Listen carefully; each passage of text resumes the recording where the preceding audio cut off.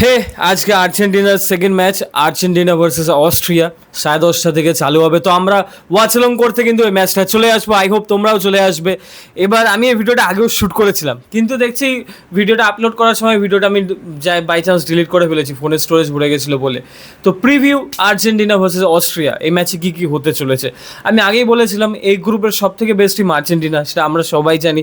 Second best team হচ্ছিল গিয়ে Algeria, কিন্তু থার্ড বেস্ট টিম হলো গিয়ে অস্ট্রিয়া। অস্ট্রিয়াকে নিয়ে অতটাও চিন্তা নেই, যদি অস্ট্রিয়াতে ভালো ভালো প্লেয়ারই আছে। চুকুমেকা ওদের ভালো প্লেয়ার, তবে স্যাবিটজার আছে, আর্টনোভিচ 37-38 বছরের স্ট্রাইকার। যাই হোক, কিন্তু ডেভিড আলাবা এরকম অনেক প্লেয়ারই আছে, সাইড ওয়ার্ল্ড আছে। কিন্তু সব থেকে ইম্পর্টেন্ট বিষয়টা হলো গিয়ে অস্ট্রিয়ার কোচ রাফ রাগনিক। আমরা গেগেন প্রেসিং শুনেছি, হাই মেটাল ফুটবল শুনেছি। জাস্ট লাইক এক্সাম্পল দেওয়ার জন্য বাস যখনই আমি ভিডিও শ্যুট করবো তখনই বাস গাড়ি যেতে হবে, আর তখনই আওয়াজটা চলে আসবে। যাই হোক, ভিডিওতে আমরা ফেরত চলে আসি। গেগেন প্রেসিংয়ের উত্থান কিন্তু আমরা রাফ রাগনিককে দিয়ে দেখতে পারবো। আর আবার বাস ভাই, কত আমি দাঁড়ালেই বাস পাই না। আমি যখন দাঁড়াবো, ইউনিভার্সিটি যাব, কলেজ যাব, তখন আর বাস পাওয়া যায় না। কিন্তু এখন আমি ভিডিও করছি, যেমন বাসের পর বাস যাচ্ছে।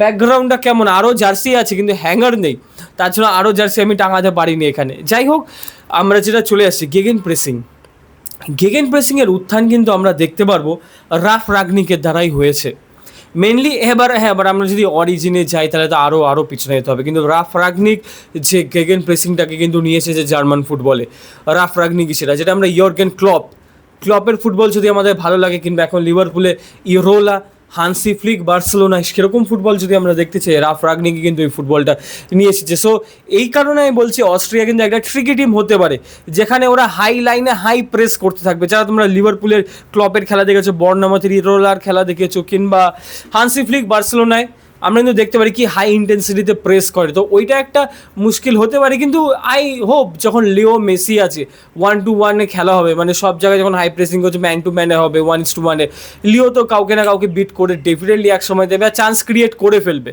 তো ওই বিষয়টা আছে। কিন্তু এইসব টিমে আমাদের ইন বিহাইন্ড রানার দরকার, কিংবা পেসিভ প্লেয়ার দরকার। আমরা আর্জেন্টিনা আমাদের টিমে দেখি, আমাদের টিমে কিন্তু সেরকম পেসিভ প্লেয়ার অতটা নেই। আমরা আমাদের উইঙ্গাররাও কিন্তু আবার ড্রিবল করতে পারে না।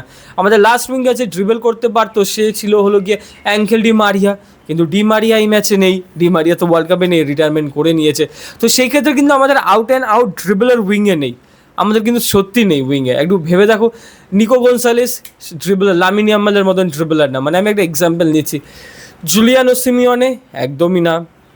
তো সেই ক্ষেত্রে কিন্তু আমাদের ডেফিসিয়েন্সি আছে, 2022-এও ডেফিসিয়েন্সি ছিল। কিন্তু আমাদের যেগুলি স্ট্রং অ্যারিনা, ওগুলি আমরা আরও ভালো করার চেষ্টা করবো। জাস্ট লাইক আমরা ওয়ান টাচে ফুটবল খুব ভালো খেলি, আমরা ক্লোজ প্রক্সিমিটিতে ফুটবল ভালো খেলি, তো সেগুলি আমরা খেলবো। এবার লাইন আপ কী হতে পারে আমাদের? লাইন আপ আমার মনে হয় সেমই থাকবে, খালি যদি হুলিয়ান আলভারেজ পুরোপুরি ফিট হয়ে যায় আলভারেজ স্টার্ট করবে, আর যদি পুরোপুরি ফিট না হয় তাহলে লাউটারো মার্টিনেজ স্টার্ট করবে। এবার আমি বারবার বলছি রড্রিগো ডিপল নয় জুলিয়ানো সিমিওনি, দুইজনের ভিতরে একজন কিন্তু রাইট মিডফিল্ড রাইট উইংয়ের স্পেসে থাকবে, দুইজন একসাথে স্টার্ট করবে না। ম্যাচের পরে হতে পারে সিচুয়েশন অনুযায়ী হাফ টাইমে ওরকম, কিন্তু দুইজন কখনোই একসাথে কিন্তু স্টার্ট করবে না। অ্যান্ড দেন আমরা লেফট ব্যাক কিন্তু আমার মনে হয় অলরেডি আমরা পেয়েই গেছি, ফাকুন্ডো মেডিনা। আবার গাড়ি যাচ্ছে, আমার হিসাবে ফাকুন্ডো মেডিনা আমরা পেয়ে গেছি। হি ইজ এ পারফেক্ট, পুরো ডিফেন্সিভ সলিড অ্যাট্রিবিউট আছে ফাকুন্ডো মেডিনা। অ্যাকচুয়ালি কিন্তু ফাকুন্ডো মেডিনা লেফট ব্যাক না, ফাকুন্ডো মেডিনা হলো গিয়ে লেফট সেন্টার ব্যাক, কিন্তু তাও ফাকুন্ডো মেডিনা ওই পজিশনে খেলছে, ভালো মতনই খেলবে। অ্যান্ড দেন আমরা যদি দেখি রাইট ব্যাকে কিন্তু মন্টিয়াল চোট পেয়ে গেছে, ওখানে নাওয়েল মোলিনাই স্টার্ট করবে অ্যাটলেটিকো মাদ্রিদের। এবং মিডফিল্ডে হয় ম্যাকালিস্টার সিডিএমে থাকবে, নয় প্যালেসিওস থাকবে। কিন্তু আগের ম্যাচে ম্যাকালিস্টার ছিল, ম্যাকালিস্টারই থাকবে, এনসো ফার্নান্ডিসে থাকবে, থিয়াগো আলমারা, রড্রিগো ডিপল।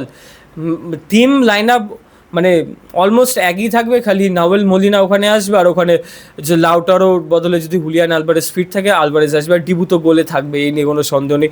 তো এই ম্যাচে আমরা জিতে যাবো, আমার বিশ্বাস জিতে যাবো। একটু ট্রিকি হতে পারে, as like they will press, ওই ক্ষেত্রে ট্রিকি হতে পারে, বাট আমরা 1-2 টাচে ফুটবল খেলি, আমরা এটার সলিউশন বার করে নেবো। কিন্তু আরেকটা বড় বিষয় কী জানো, তোমরা কিন্তু আমার মনে হয় এখনও প্রেডিকশনের ভিডিওটা দেখোনি, আমার রাউন্ড অফ 32 প্রেডিকশন, ওটা ফিফা সিডিং নিয়ে করা হয়েছে, যার ফলে আমরা কিন্তু গ্রুপে যদি টপ করি, কালকে স্পেন জিতে যাওয়া তার উরুগুয়ে ড্র করাতে একটা সিচুয়েশান চলে এসেছে যে আমরা সাপোজ টপেই ফিনিশ করছে আর টপেই ফিনিশ করবো, তাহলে কিন্তু আমাদের সাথে স্পেনের যেই গ্রুপ আছে ওই গ্রুপে যারা সেকেন্ডে ফিনিশ করবে তাদের সাথে রাউন্ড অফ 32 হতে চলেছে। একদম হ্যাঁ। সো সেই ক্ষেত্রে কেপ ভার্ডেই নয় সাউদি না না না ভাই, না না না না সৌদি আরেবিয়া না, 2022-এর ট্রমাটা আমি ব্যাক চাই না। No no no no no, হয় উরুগুয়ে পড়ুক নয় কেপ ভার্ডে পড়ুক। কেপ ভার্ডে পড়তে পারে আমার যতদূর সম্ভব, কেপ ভার্ডে দারুণ খেলছে, কিন্তু কেপ ভার্ডে বললেও ইজি হবে না, বিকজ নো টিম যারা নক আউটে কোয়ালিফাই করছে কেউ ইজি অপোনেন্ট নয়। তো এটাই আজকে কিন্তু ম্যাচে দেখা হচ্ছে। আর কেউ যদি বলে এটা পুরো মানে একদম ইজি ম্যাচ, আর্জেন্টিনার একদমই নয়। তো অস্ট্রেলিয়া ভালো টিম আছে, দেখা যাক। আই হোপ আমরা জিতে যাবো, আর লিও অবশ্যই খেলবে। আর আরেকটা কথা, এটা লিও মেসির লাস্ট ওয়ার্ল্ড কাপ, এরপরে কিন্তু না আমরা মেসিকে কোপা আমেরিকায় দেখতে পারবো না ওয়ার্ল্ড কাপে দেখতে পারবো। So please enjoy Messi, Messi Messi, enjoy.